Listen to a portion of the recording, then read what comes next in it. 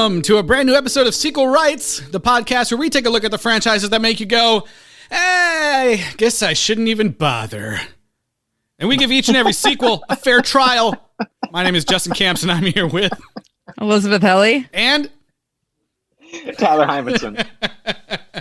And we are back with the final piece of our Mighty Ducks puzzle. The brand new Disney Plus series just premiered, and it's called The Mighty Ducks Game Changers. Yeah. It's super interesting to me that they decided to cross this over with Westworld, where Gordon Bombay's memory is wiped every single loop, and then he's put back into the same storyline. I can't wait for the robot reveal at the end. Yeah. I hate hockey. Again. He's a host. Oh my God. Yeah. Well, yeah, this is exciting. Brand new Mighty Ducks content. What was the last movie was 96? Right? There hasn't been anything since then. except for the cartoon show, which had nothing to do with anything. Right, exactly. That featured actual alien ducks. So I don't think that's canon with the film series, at least. But yeah, it's cool that it's back, and we're going to be talking about it this week. Eliz, where can people reach out to us before we dive in here? Yeah, let us know where we should go next.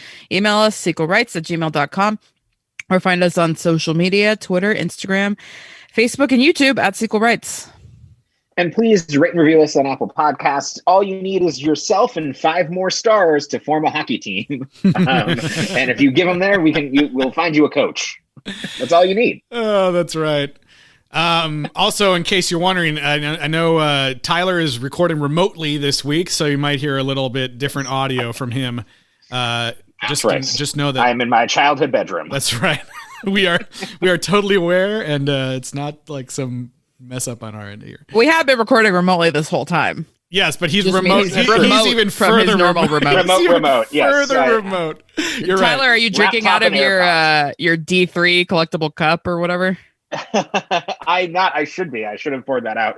Although I don't think that you can clear off 20 years of basement dust. Yikes! But I will be posting that. You can see that on our social media. Okay, great. Yes. In my parents' house I believe I actually mentioned on the episode, the Little Caesars promotional D2 cups. Oh, D2. Which we still have for some reason.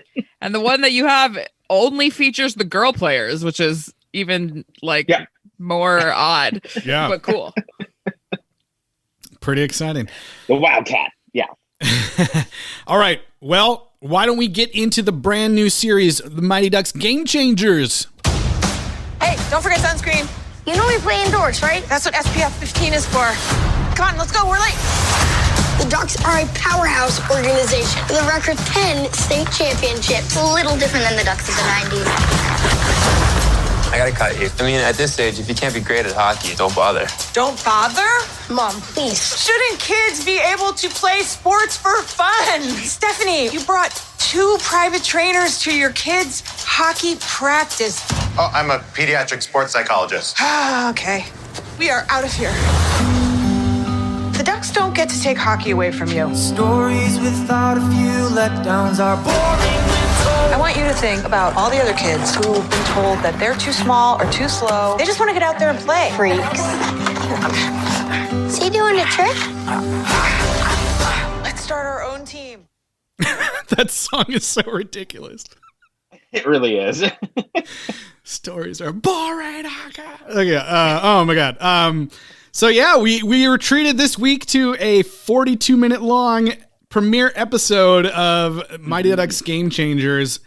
I think it's going to be a 10-episode series for Disney Plus here. And so yeah, we just got a little bit of an intro here. But anyone want to start us off? I think it's pretty interesting how the Ducks themselves have been positioned in this series at the moment. Yeah, so the Falcon gave away Captain America's shield, and so as we all know, you either die a hero or live long enough to see yourself become the Hawks. That's right. As the old saying goes. That's perfect.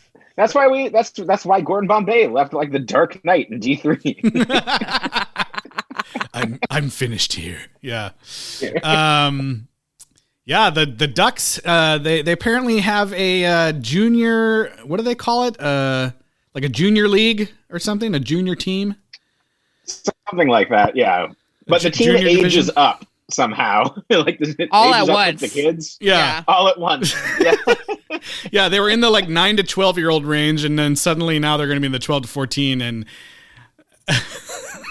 there's a hilarious moment later in the episode where they're like, now that you're 12 to 14, you can beat the shit out of other kids, and it's encouraged. Here comes the pain train, you fucking And there's like a montage. Yeah, there's like a montage of like, here's all the different hits you can do on people.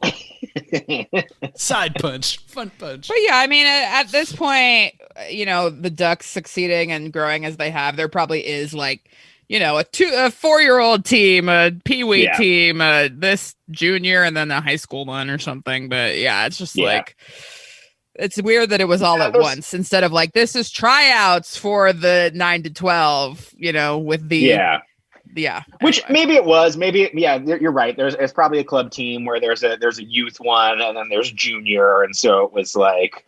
But it was confusing that it wasn't this new douchebag coach who is kind of awesome, actually. Like, I loved how they made him like so casually evil and douchey. Are we just like so old now, or does he look really young?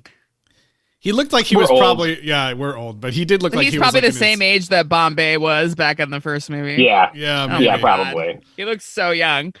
He looked like he was like in his 20s. He's probably 20 something. Like, I mean, a lot of those coaches are pretty young. But yeah, he is totally a douchebag in this. But also not like overly mean, just kind of like casually like, yeah, whatever. I mean, if you suck at hockey, then what's the point? Get out of here. Yeah. Like, you should, this doesn't make sense for you to be here. Don't bother. Like, hockey is really expensive. Like, he's probably a waste of money. Yeah. I mean, the sad thing is he ain't wrong. That's right. But like, you know, it's just like the Coach Orion. It's like, you know, he's not really saying anything that bad. It's just like typical sports villain stuff, you know, like totally. He could have, I mean, he could have kicked it. So we're talking about the kid's character. Played by Brady Noon, I believe. The main kid, his name is Evan Morrow. And like the thrust of this is that he gets kicked off of this junior Mighty Ducks team. And I think that the coach probably could have done it in a different way that wasn't so douchey and just kind of like, yeah, whatever, man, you suck, so bye. He could have been nicer about it, I guess. Yeah, he could have been like, maybe try your high school team. Like, you don't need to do the full extracurricular, club team. There's other places for you to play. But no, he was just like, well, then just quit forever. Go do something. And he even tried to say, like, why don't you go find something that you are really, really good at? And they were like, no. So, I mean, this just comes down to like what's your mentality? Well, we're going to talk about the money issue, but why stay in something that you're not good at is sort of like the question that we'll probably think about all season long here. But I don't know. Yeah. But at the start here, I do like that, I had watched the trailer, I guess, but I didn't really internalize it and think about what was going on in the show. I just kind of watched it once and I was like, oh, cool. But I think it's interesting that they've positioned the Ducks as kind of like the bad guys in this one, and they're not. Yeah. The setup is different. It's not like, oh, the Ducks need to, come back and do something. It's like, oh, no, this ragtag group of kids are going up against the Ducks, and the Ducks are like the quote unquote bad guys in this series, which I think is an interesting way to go about it. For sure.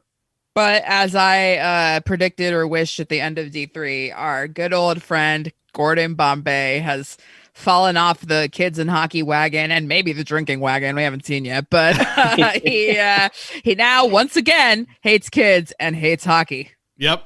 Hates kids, hates hockey, probably still loves driving limos up on the ice.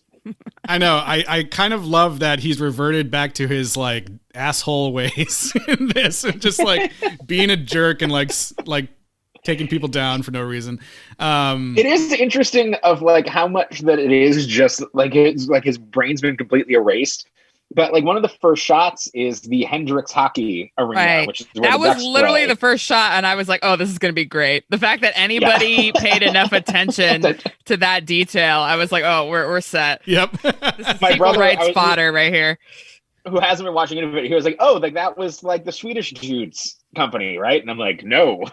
Actually, yeah.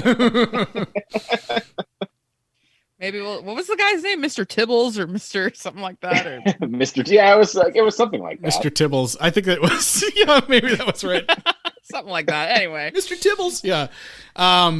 Yeah, Gordon Bombay is back. Emilio Estevez. And yeah, he now he owns a place called the Ice Palace where I mean, he hates hockey, but there's still an ice rink that he's running. I thought it was the old shop that Hans and Jan owned. Wasn't that also the Ice Palace? And it looked like that, but then it didn't have a hockey rink. Or it didn't have ice. It didn't have a Now it hockey does. rink. It might. I couldn't remember if it was the same place. Yeah. It's also apparently unlisted because she called. There's a scene where there's a montage where she calls every ice skating rink in the city and gets denied, and then she's just wandering around like in a warehouse district, and it's like, oh, what's this? The hockey rink? They didn't bother to set it up on Google Places. Yeah. Google my business. Classic Gordon Bombay. It does seem like this series will really truly be about Gordon Bombay's slow transformation into Hans by the end of the Yes, by the that's end true. of the series. Where he'll split by mitosis, and then Gordon and Gordon will exist. There must always be two. It'll It's be a like in Highlander, Minnesota hockey supply. Yeah, store. it'll be like in Annihilation where there's like a weird. No, they gotta get Charlie Sheen to come. Yes. He's got to play evil Gordon Bombay, who is already pretty evil. So, yeah. But I like that also when we first re-meet Gordon, he is continuously eating a stale cake. Yes. Literally being a cake eater, which normally Yes. that was like, you're rich, you're white, you're a fancy cake eater, but now it's like gross. Yeah, he's basically like it's the abandoned cake from a birthday party that we don't even see there anymore. That Gordon's just like, ooh, free cake. He was like, Also, there's a lot of good jokes. how long has it too, been like, there? There really is. because it was like a Wreck-It Ralph cake, and he was like, "Oh, it's hard on the outside, it's soft on the inside," just like Ralph. Much like Just Ralph like himself. Ralph, yeah. It's like, would Gordon Bombay even know that? Like, if he hates kids so much, That's he's true. like still keeping his subscription to Disney Plus. Like, No, yeah, he's like, I hate kids, but I love me some John C. Riley. So true, fair enough. The eating cake, the cake eating thing, like it's got to be just like a setup for a joke future episode where someone calls him, like he's the cake eater now or whatever. I mean, it maybe just have been I'm that. the cake eater now. Like the Look at visual me. gag for people who know may have just been that. Yeah, honestly, because it's not like it's funny because it's not like just one scene where he eats the No. cake. He's later, like days later, eating another cake. Like he does it like 3 times, so it's like a thing he does, I guess. This is probably a good enough time to mention that writing credit for, at least partial credit for this, is Stephen Brill, the series creator, recent director of Hubie Halloween and Adam Sandler pal, but who is, involved enough in this where I think that's where a lot of these callbacks are coming from. Yeah, for sure. It's great. It's great that he is working on this show and like bringing. You do really get the like everything that's happening in the show. You're like, oh, I can see that this is that kid and that's this kid, and it's. I mean, if you've watched, the movies, They it's found really a obvious. pretty phenomenal Goldberg proxy. That kid is awesome. Tyler, don't you love those video games where you can just look up people's names? their full actual names and hunt them down and be like, you killed me in this game, I'm gonna get you. Yeah. Me as a citizen, no, but if I was an NSA agent, would love it. That was the only thing. That was the only thing that I was like, you can't do that unless you send them a real name request. It's not gonna say his full name in the game. That's fucked up. So another callback, and then we should probably talk about this character too. But the main mom character is Lauren Graham, and she is a paralegal at the Duckworth firm or whatever, which still exists, I guess. That's right. I actually totally missed that it was the Duckworth firm until the end when like someone's credited. Oh, I missed that completely. Me too. I didn't know. I don't think they said it, honestly. I think it was just in the credits. The guy was credited as so-and-so Duckworth or whatever. And so I was like, oh, okay. Yeah, I so saw that too and get was more like, of that. what? Yeah. So. And she, you know, I'm sure that she is of appropriate age. I didn't look it up, but the fact that we've already seen her have a high school daughter that all the way went into being an adult in Gilmore Girls, the fact that she has like a 12-year-old son now, I was like, damn, okay. Like, I mean, whatever. Maybe she, who knows? Like, the whole thing in Gilmore Girls, I think, was that she was a teen mom anyway. But still, yeah, I was like, well, does this match up? Is she going to be like age appropriate for Emilio by the end of the season here? But probably. Maybe. Yeah, I was like, are they going to? Yeah. She specifically mentions like that he doesn't have a dad, right? She says that at one point, and I was like, oh god, here we go. Jesus Christ. Does Gordon Bombay need a love interest? The romances in these movies are like they never pay off. Like, it's not like Gordon actually starts dating any of these women, except for the Icelandic coach. Yeah, he says he's going to date them, but then the next movie they're not even in it. He did try to move into the imaginary ice palace with Charlie's mom in that first film. Yeah, and then she got married to somebody else, and then apparently that ended. She's back. And then she stayed friends to continue to raise Charlie with Gordon Bombay for some reason. I wonder if the show is going to flex in that. It's like, yeah. And then Joshua Jackson, he just went off and like he quit hockey to become went to this place called Dawson's Creek. Dawson's Creek, yeah. Oh man. I think. So yeah, go ahead. I was going to say, I think we're also leaving out the thing that I was most excited about in this film, or sorry, this first episode. Is that there's a whole podcast in this TV show. Yes, there is. And it's like a main, I don't know if it's going to continue to be a thing because now that kid's on the hockey team, I guess, but it was like a big chunk of the episode where they're one of the main kids and what are their names here? Nick Gaines and who's the other one? Stephanie, is it? I don't remember. They have a podcast called The Wraparound where they talk about the Mighty Ducks. Mm-hmm. And I was like, wow, look at, they got the little setup, they're recording. And I mean, never has a quote from one of these movies been truer to our lives than I won't be much of a physical asset. I have more of a podcast body. Oh yeah, I got it right here. I got it right here for everyone to hear. This kid. No, I agree. I would not be an asset physically. I have more of a podcast body. Don't we all, kid? Don't we all? Yeah, I was like, I feel seen by this TV show. I mean, the Mighty Ducks gets point out as well. The kids in this are very good. They're great. They're all real kids. Yeah. I mean, they're all real kids, but they are all kid actors. Like, you're not picking up kids off the rink in Minnesota and shoving them in, for a couple movies anymore. Totally. Like, these are all, cast, and they've probably already been in 85 commercials by now, and they know what's up. Yeah. Mm-hmm. Yeah. So yeah, there is a big cast of kids. We've got Evan Morrow, who we already talked about, the main kid who gets kicked off the Ducks. We've got Nick Gaines, Sophie, Stephanie Koob, Lauren, Maya, Logan, Sam. Do you remember any of those people? Probably not. So yeah, let me tell you in regular terms, we got main white kid, podcast white kid, formerly podcast popular white girl, co-host. nerdy white girl, Goldberg video game, and the black kid on a skateboard. Yeah, that's the team. The kid who what about the Banks proxy who actually can't skate? Yes. Canada kid. Yeah, that was a great gag. That was really funny. That was an amazing gag. That's also what I look like anytime I've tried to ice skate. Exactly like that. That was great. Yeah, and the podcast kid has a great line of, is he doing a trick? Is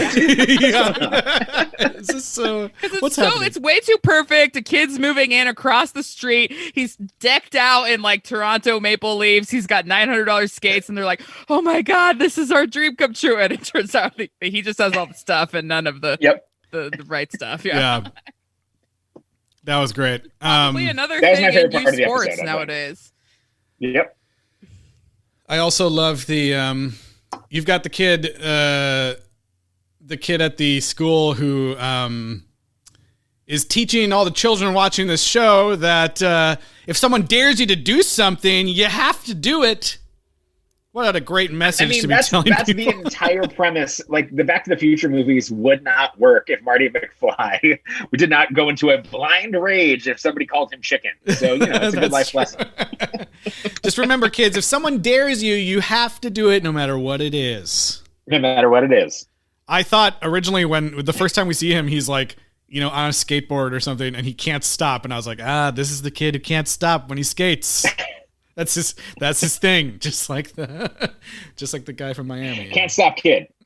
Can't stop kid. The can't stop kid.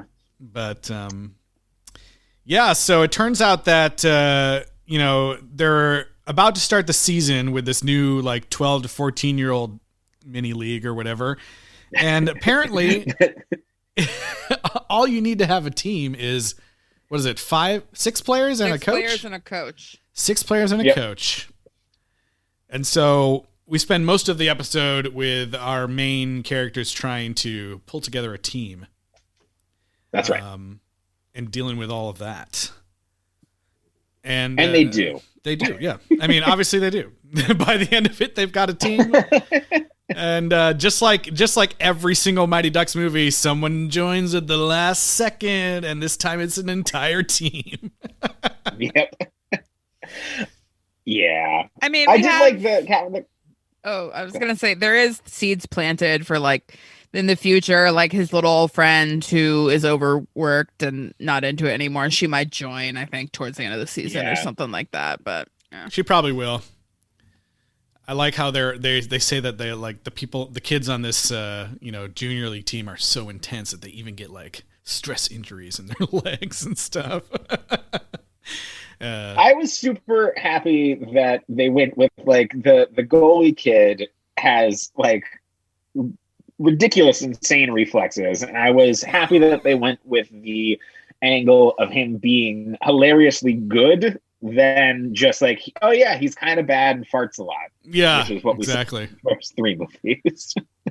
I did like his introduction scene is so great too. When they're asking him to do the hockey, and he's like, you mean upstairs? I'd have to go upstairs. He doesn't want to. That's all of us right now. Outside with pants. Yeah. And I love that. In order to prove that he's good, they're just we're just gonna start throwing shit at him. Yeah, I loved when the podcast kid was about to throw a hammer at him, and the other kid was like, "No, too far," because it reminded me, of course, of if you could dodge a wrench, you could dodge a ball. Oh yeah. No, it's I appreciate that it's trying to get wacky in fun ways and not in rollerblading montage ways. Well, yeah. I mean, we're only episode 1 here, okay? They could, and it's how many episodes? Yes, there's still plenty of time for the kids to transform into a fully grown stunt performer for a single jump, and then cut back to a tiny child. It's 10 episodes. 10 episodes. So I mean, we got 10 episodes. They have to be ready with, because that's already going to be more hours than all of the movies put together by the time this is over.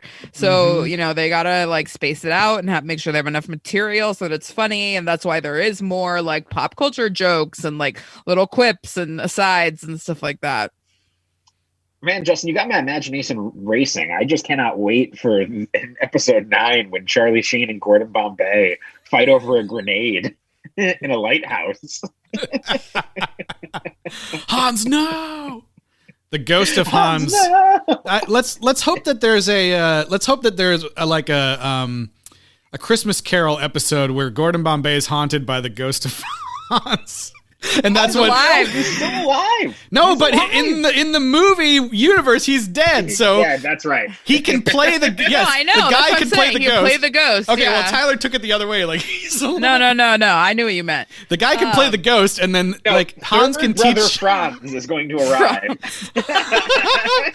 Hans has to come back and teach Gordon to love hockey again by showing him in a future where hockey doesn't exist or something. By the way, I love how Gordon has a framed picture of himself in his Minnesota Waves outfit in his office, but no pictures of the Ducks or any of those accomplishments.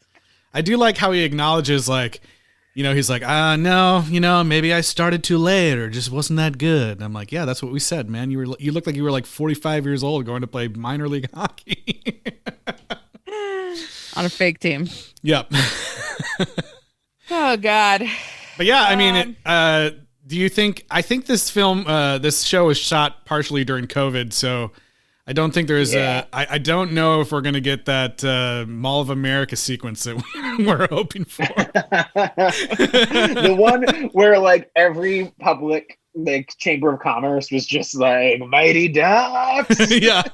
Like, now we have to spend hundreds of dollars on no rollerblading signs everywhere. I'm also like unclear if it's shot in Minnesota. I don't think so, but it takes place in Minnesota still. But I don't know. Yeah, and I do hope that we pick up some more team members because we still need like a Bash brother type kid, and we need, of course, the perennial figure skater who's going to play hockey now. Well, like, I think that's Lauren Graham, apparently. Oh God. Yeah. It's like she did all that sort of singing and dancing on Zoe, and now she's like, "Yeah, I can do this." Well, speaking of stunt doubles, there was your thing right there on the final scene. I thought that the very end of this episode was like, what? That's how it ends? Like, okay. Just, where it just ends with her like, yay, I did the skating, and they're like, wow, cool, and then that was the end of the episode. Well, it really seems like it's going to focus a lot on the parents, but I'm hoping that they just front loaded that in the trailer to like get people in, but that I'm hoping it'll eventually end up focusing a lot more on the kids and being about them.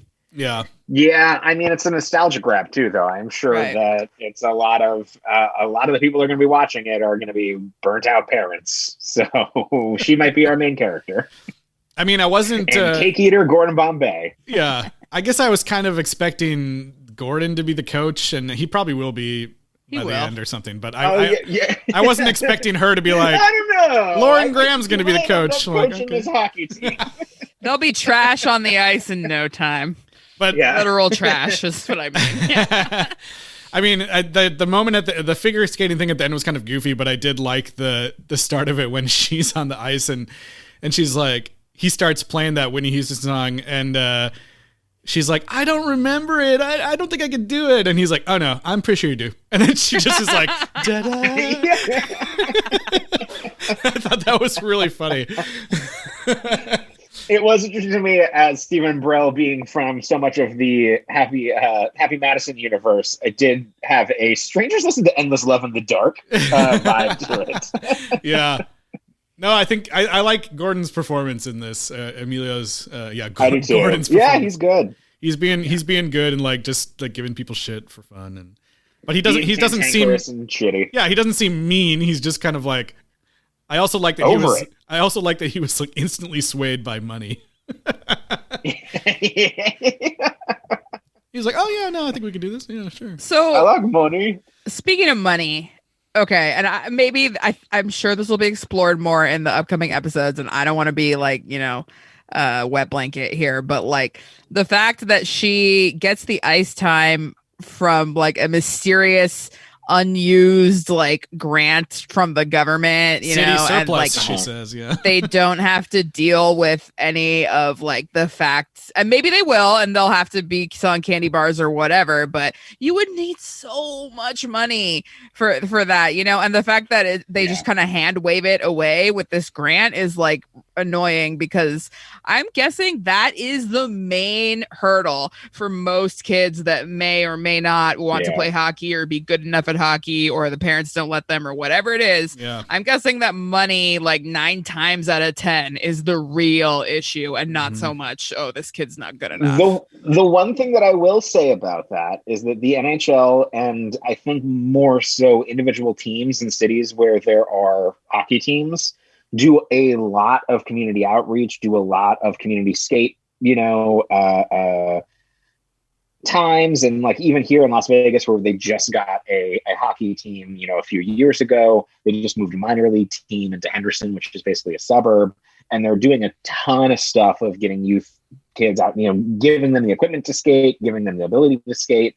But it's a lot of those professional teams subsidizing that. And I get why they're not doing that in the show. But I think that that's the only way that it happens, is that it's PR stuff for these, professional clubs, and they offer up a lot of ice time, a lot of equipment and things like that. and it's really cool if you want to get into it. But it is completely subsidized by right. And the fact that this takes place in Minnesota is the only reason she even had 8 rinks to call in the first place. Like, Right. and then they were all full. Like, and you know, and the only reason why there could be a grant, like, there's just Minnesota hockey money, just sitting around, you know, like, that's not a thing. That and Minnesota if there hockey is, money. it would be hopefully income based, you know, for people that really need it. I mean, I know she's a single mom paralegal, but that looked like a pretty nice single family home to me, you know, like, but it, you know, maybe they'll get more into it. I want to give them the benefit of the doubt, but like, other than live horses, like hockey is the most expensive sport that your kid could possibly want to get into. And I understand that the show's like tackling bigger issues that apply to all sports, like this elitist thing and this, you know, overworking the kids and are they having fun and do they need to have a future and whatnot. But to kind of ignore the money issue to get to those bigger lessons might end up being like kind of problematic. We'll see how it goes throughout the season. My guess would be that they don't address that, but right. Yeah. That would be nice. That would be nice. So what was all your guys' youth sports? Let's ignore band aside, doesn't count. And let's talk about like youth sports. What did you guys do? How far did you get? I played some soccer and Little League baseball. I did youth soccer, Little League baseball, and then I was on swim team in high school. Oh man. I did some swim team too, yeah. I think I did like all of them. My parents are trying to find something. I played basketball too. Yeah, I played youth basketball. Basketball, Little League. I played soccer. My brother was super into club baseball, so like he had the high school team, and then had his off the year-long club team that was independent, kind of like the Ducks. They were the Coyotes, and lots of traveling, lots of tournaments. Really expensive, right? Just to be involved in those club spots. There was a big. I have a bunch of friends that were in club soccer as well. Not my cup of tea, but yeah, those club sports are a huge deal and wildly expensive. I did. Yeah, I mean, I never got to that like level. I'm just talking about more like the community ones. Like, did you have JUSA or JUSA or whatever? That was the soccer thing. And there was the NJB for basketball, but yeah, I think I did basketball twice, soccer twice, and softball only once because God, I was so awful at softball. Like the other ones, I could at least like get away with like running around and at least blocking people because I was probably like bigger than most of the other girls by a bit. So, but softball was just like hideous. Like I wanted to quit in the middle of the season. And my mom always was like, "You signed up. You got to do the whole season. You're doing the whole year, whether you like it or not. Blah blah blah." Like I was so bad, I probably didn't even qualify for most improved because they're like. I didn't go anywhere, You just didn't improve. At Round Table Pizza at the end of the season, it was just like, "Thanks for coming. Please, God, don't sign up again." So I have this funny thing that came out in youth sports that I'm probably left-handed, but right-handedness was just drilled into me. So like I'm kind of like shittily ambidextrous, right? Yep. But when I was playing Little League one season, I had broken my collarbone on the right-hand side, and I still kind of played catch and whatever, and I got better because I started using my left hand. And so I got a most improved after breaking a bone and using my offhand. Oh my God. Which shows you how bad I was before. That's amazing. Yeah. I was in Little League, while it was like T-ball and everything. And literally the first game that I played in where it was the kids pitching the ball. First time up to bat. Time up to bat, I got hit in the head with the ball from the pitcher kid. And I was like, nope, done. And that was, I quit immediately. I quit. Never went back. Like when we were moving from pitching machines to kids, I was like, nope, do not trust kids. Yep. Nope, we had the coach. The coach would. So the girl would get 3 like pitches or something, and then a coach would come out at your own coach and pitch to you for the last shot or whatever. It was so embarrassing whenever the coach came out. I was like, no. Oh no. Everyone's like, you suck. I do. Sure. At least that's what I heard them saying. Yeah. I do remember that I had a youth soccer team that my mom ended up coaching with somebody from the neighborhood. Aw. And at the time, Street Sharks were the fun thing at the time. So I got to help name the team. And we were there's one, I think one of the Street Sharks was named Slamu. And so our team name was the big, I think it was supposed to be Slamu. It was named after a street shark, but then on the thing it actually came out as Big Slammers. And so I think that it was somehow a Street Sharks Pogs reference for a youth soccer team. Okay, wait. Okay, so we gotta talk about names. Happen. So the name of the team in this show ends up being the Don't Bothers, right? After they name themselves after the speech and the I don't like TikTok. that. I don't like that, but okay. I don't really like it either. But okay, so sometimes in youth sports the teams are just named after real teams, right? Like my brother was on the Minnesota Twins T-ball, even we live in I was on the Phillies and the White Sox. Yeah. And so but then, for some reason, like the girl teams, God forbid you name yourself after male professional sports teams. So they had to come up with like ridiculous, just stupid names. Sure. And I can't even remember most of them. I think one was like the Yellow Stingers or something because it was bumblebee colors. But the most ridiculous one is my first year of soccer. We're pink. So like baby pink soccer jerseys and stuff, and somebody who thought themselves good at wordplay came up with the brilliant idea to name our team Pure Pressure, Pure Pressure. Okay. Which doesn't make sense because it's like not anything you can cheer for or have a mascot or any sort of anything theme. And also it's a play on words of something that is bad. Right. Peer pressure is bad. Like you should not be naming yourself after peer pressure. Like even if it's a play on words to say that your team is so badass, you're pure pressure. That is I'm also so excited for the follow-up to this point that I can now offer because in the 1994 Super Nintendo video game based off the 7-Up mascots, where you played as a 7-Up mascot, cool spot, there was a beach-themed level that was the pun named Peer Pressure, but peer as in the peer, and it was also a negative. It was a really hard level and like lots of stuff tried to attack you.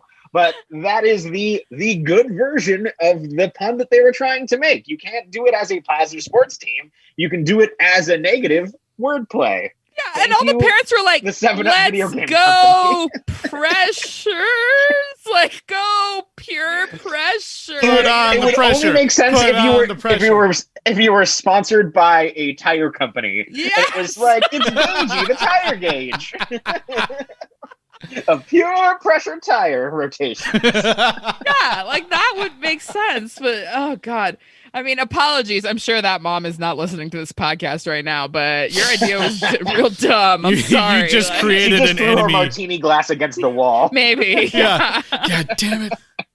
It was real bad, and people made fun of it a lot. Like we heard other teams like, "What the hell is that?" Because we had the banner made out of felt with everybody's name on it, and we couldn't have a little animal or anything. It was literally just a felt soccer ball and like everybody's names. Like. Your coach was just using a pressure washer in the parking lot to wash parents' cars. I think hopefully they've changed this by now. But yeah, it was like the girls' names couldn't be anything that like a real male team would have been named after for some reason. I doubt that was like a mandate, but it was just like they all had to be these like abstract concepts or. That's terrible. Right. Yeah, that's terrible. We're a compound interest. Yeah. So you guys didn't have any stupid name teams? They were all just real teams? Not that I can remember. I believe I already told my Street Sharks. Yeah, you did. Sorry. I meant other than that. And also, that was your own fault. It wasn't thrust upon you by some white suburban mom in Placentia. Okay? Right. No, I don't remember any of the team names, honestly. I think I was on the Mets podcast. But just for the audio reaction, I can tell you that I am in my childhood room, which means that the Street Sharks are here. Oh snap! Goodness I am gracious! holding up the that thing's as big as your face. Those, Oh dude, yeah, they were kind of awesome. Toys I didn't used really to know be what they are. I cool. just heard of them. Action Wow. figures used to be cool. Goodness. So Wow. Street Sharks. That's funny that it was just like right in a box right behind you. Yeah. You didn't even have to go very Well, far. like every child's room that it's like they've just moved a bunch of storage. Yeah. Well, what else do we have to say about this episode? I mean, yeah, there's not even like, I'm assuming you're not, Hila's not even doing like a child star check-in because like what else is there? Like, No, this was filmed like yesterday. They did this show. I originally was like, man, there's so many kids in this. Hila's isn't gonna have to. Oh No, I wait, didn't never do mind. anything. I It's was a like, I'm not even new. gonna look up any of these. It's kids. a new Like, show. Yeah, none of the kids have died since the premiere. Oh God, I hope not. Jeez, that's horrible, Justin. Well, I'm sorry. Sometimes they do. Okay, it has come out that at least 3 of them are white supremacists. As of this recording. Yeah, how many of these kids are going to get milkshake duck before the end of this? Oh God. The embargo on horrible news about the kids has dropped. Yeah. Yeah, but that being said, I do wish the team was a little more diverse, and maybe they will get there. We'll see. I hope so. Yeah, I mean, But go ahead. I was going to say, I think one of the good things that could come from this being a TV show is that we might actually, like, all of the kids on the team might get to actually be full characters. Right. Instead of being like, oh yeah, the girl one that we don't remember like what her story was, or she had no story. She just was a figure skater or Her whatever. story was she had a boyfriend the whole time. Yeah, exactly. 3 The worst one movies. is like, That was it. this kid's Jewish, but we're not going to call attention to that. But like, that's his character. That's kind of it. He's Averman. Yeah, exactly. No, yeah, but I'm hoping that we get to like, kind of dive into their stories a bit more throughout the 10 episodes. Yeah. I'm also interested a little bit in the default kind of thing that the girls who came onto the team both said that they had like repressed rage that they wanted to get out, and they see hockey as the solution to that. Because okay, yes, maybe, but isn't it usually like a child psychologist or a parent or a therapist suggesting that, and the kid not straight up saying, I have rage and I'm gonna play hockey or karate or whatever it is, so they're very I guess kids now are really self-aware, but hopefully they get to the bottom of what's causing that rage in ways. I mean, I hope that she cross-checks ice. someone and just yells "fuck the patriarchy." yeah maybe. I do. I just love that moment when they announced that you can beat up the kids in the league. That was just so funny. Yeah. Yeah. I was just like, what is this? It's like the Purge announcement where it's just like, all crime You is can now legal. check the other players. All crime is now legal. Yeah, because it's like You can literally murder fellow children on the yeah, ice. and the announcer is like, and it's encouraged. So it's like, fuck, okay, Jesus, that was really funny. Well, I actually want to recut that. Maybe we should do that. Do the Purge video over that, Yeah. or at least put the sound, the siren. That would be amazing. Well, Tyler, do you have a rating system for us? I mean, this one is just so obvious. How many day-old cakes would you give Mighty Ducks Game Changers? The episode 1. Yeah, we haven't gotten very far, but I mean, I think it's off to a good start. I'm gonna give it like let's give it 6, and maybe I'll revisit once. It's hard because it's just the one episode. It's only 42 minutes. Who knows what's gonna happen? But I think, like I said, I think it's interesting that the Ducks are set up as kind of like the bad guys in this, and so that's a new dynamic that we haven't seen before. I'm excited to see Gordon Bombay back, and I know that I haven't read who it is or whatever, but I know there was like a big Entertainment Weekly or whatever announcement about other characters coming back. So I'm interested to see if that's spread out throughout the series or just one episode or what. But yeah, I think it does a good job setting up the Ducks. I enjoy that it's still in the, I guess with Gordon Bombay coming back, they couldn't have just been like a full reboot, but it's like still continuing the storyline of the series and everything. I'm probably gonna continue watching. Yeah. I I don't know. I think I liked it maybe, I guess, a little bit more than you then, because just as a pilot or whatever, I probably would give it, I was going to say 8. Now you're making me second guess myself. Whatever. I'll just stay with 8. Yeah, I'm staying with 8. So, I like that it is really like a new thing for right now. It's not the same old, like, it is an underdog story, but it's not like for the same reasons that we're used to. Exactly. And of course, I'm excited to see Coach Bombay. I was really excited just for all the little small details that we mentioned, like the Minnesota Waves and the jersey Hendricks and complex. the Hendricks thing, the Duckworth, and I'm sure those things will just continue to pop up, which is super, super fun. And I thought it was good. It was funny. It was topical. Pop culture stuff's in there. Yeah, I mean, and like, well, Justin, you've been watching more Disney Plus than me, but I think all these original shows have had pretty good quality so far that I've watched. But then again, they've been good. I mean, there hasn't been a ton of just these straight up Disney Plus. I mean, we've got these Marvel ones now that are over the top crazy, but there hasn't been like a ton of the like scripted original drama type things. Not this is drama. Yeah, the mid-budget ones, like they have their showcase things, but something like this I could have seen, falling prey of like they could have just made this fine and put the name on it, and it probably wouldn't fine for the service. I was pleasantly surprised by this as I was watching. I was like, oh, this is actually kind of good. They found a unique in terms of addressing that, kids with burnout and parents trying to deal with club sports. And I'm going to give it 7 day-old cakes. I really enjoyed watching it, and I'm excited to see where the season goes. I think that we saw in the first 42 minutes of this more character development for the actual kids than any of the other movies. And part of that's because you have child actors now that have the chops for scripts like this. But I think that the writing is endearing. I think that they're putting way more stock into the little trivia of what's come before. And I think it's better than it needs to be, honestly, for a streaming service, show of a beloved franchise that, as we've gotten back and through, that there's actually not a ton to mine from. So yeah, and I mean, unlike I'm not saying that this show is bad, because I thought it was actually pretty good, but like unlike Stepwater, God, I did it again. Damn it. I did it again. Step up High Water is what I was trying to say. I was like, unlike that show, which I thought was pretty good, but I didn't feel like a hook to like keep watching really. Plus it was on something I didn't already have. But I like that this one is, tied directly into the series, so I'm like more interested in seeing like what's going to happen with Gordon Bombay's character, and like obviously like we said, there's other characters coming back, so I think I'm definitely gonna like Friday night I'm gonna sit down, I'm gonna watch Falcon and the Winter Soldier, and then I'm gonna pop open a big bucket of cheese puffs and with real cheese, made with real cheese, and watch the Mighty Ducks Game Changers next episode. Yeah, you got to work on that podcast, buddy. That's right. Hell yeah. Get it going.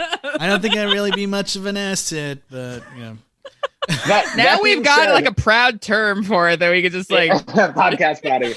I know. It's the new dad bod. I would like it if Coach Bombay had a motivational speaker of Tyler Tatum's to come in and be like, hey, everybody, it's time for you to step up. Hey, team. Yes. I can't wait to see what his reflective moments are going to be in this series. It's going to be I really hope it's him standing with rollerblades, hockey gloves, and a stick on the Santa Monica board. Yeah, and those short shorts. Those short shorts again. The short shorts. As one does. I mean, I'm assuming that he's like probably part of the opioids crisis or something. Oh, no. Have a awakening where he's doing community service again. Oh, no. Did you guys feel like it was weird that they did the flying V at the end? Yes. That was the other thing. I was like, well, I don't know. I mean, they didn't really do the flying V. They just skated out. They were like, flying V. Yeah. I did also like that the podcasters were like, do you believe the old ducks used to actually quack? Lame. No. I do hope that Kate keeps his podcast going, even though he's on the team now. I know. I was wondering how, like, both of them, him and the co-host girl, are both on the team, so I don't know how they're going to keep doing it, but I the same girl, is it? I thought it was the same girl. Oh. Wasn't it like maybe. the girl who, what did she say? She dresses like, I don't remember what it was she said. I thought it was two different girls. I could be wrong. Oh, okay. We'll see. We'll find out. Yeah. But Well, we'll see. yeah, I'm looking forward to watching it Friday nights because, like a freak, I stay up till midnight on Thursday to watch Falcon and Winter Soldier. Oh my God, I can't do it. I just wait. I know I miss. My Fridays are fraught with spoiler dodging all day, but yeah, we couldn't take it anymore. Until your friend's making Billy Flynn's long halftime walk jokes. Yeah, you sent that to me, and I was like, huh? It's like Wyatt Russell is Billy Flynn. I think you mean Billy Lynn. Billy Lynn. Billy Yeah. Flynn. Billy, Yeah, I think whatever. is like the guy from Chicago. That's right. Oh God. All right. Well, you know what? That's gonna bring us to the end, actually, of our Mighty Ducks, franchise Coverage. here. Yeah. There's gonna be more episodes of the show, but I don't think we're gonna talk about it. Maybe Someday we'll check in. Yeah, maybe at the end of it or Yeah, something there we'll could be say a- like there could what be a bonus we episode. thought of the whole thing or something. But that's it for now, which means that it's time for something new. And I don't know if you guys have heard of this, but once every 1,000 years or so, I don't know the exact. Once in a generation. Once in a generation, okay. I hear tale of a tournament that happens where all of the world's best fighters are brought together to fight Mortal Kombat. Nah, you gotta say it longer than that, man. Mortal Kombat! Oh my God. Yes. Mortal Kombat is up next for us because there's a brand new movie coming this year, this April, very soon on HBO Max. And, we're like starving for new movies all the time because the theaters are, just barely starting to get open, but we can't even go anyways. Because, nobody's safe from COVID still. So yeah, we're excited that we can watch this on HBO Max, see the new movie, watch the old ones on the way Spend to some it. time with our good friend Christopher Lambert. That's right. We had to bring him back. Baby. We had to bring him back. I can't wait to see. Oh God, I can't wait to relive his ride-in. It's gonna be interesting. After all we've seen of him, to go back to this. But yeah, so next week we'll be kicking it off with the original 1995 Mortal Kombat from Paul W.S. Anderson. Just Paul Anderson. Just Paul Anderson. That's going to be fun. We hope you guys tune in next week. But before we get there, Eliz, where can people reach out to us? Yeah, you should send us an email at sequelrights@gmail.com or find us on Twitter, Instagram, Facebook, and YouTube at sequelrights. And please rate and review us on Apple Podcasts. Give us a little message in the review. I'd love, or reach out to us on social media, tweet out these episodes. We'd love for you to share the link for our Mighty Ducks episodes with your ridiculous youth team name. See if you can top the Big Slammers or Pure Pressure. Yeah, and I'm sorry if I told that story before. Now I'm starting to feel like I maybe did. But anyway. I don't know. I don't think so. It seemed fresh to me. Okay, good. Yeah. All right. Well, we will see you guys next week on a creepy dragon boat to Outworld for Mortal Kombat.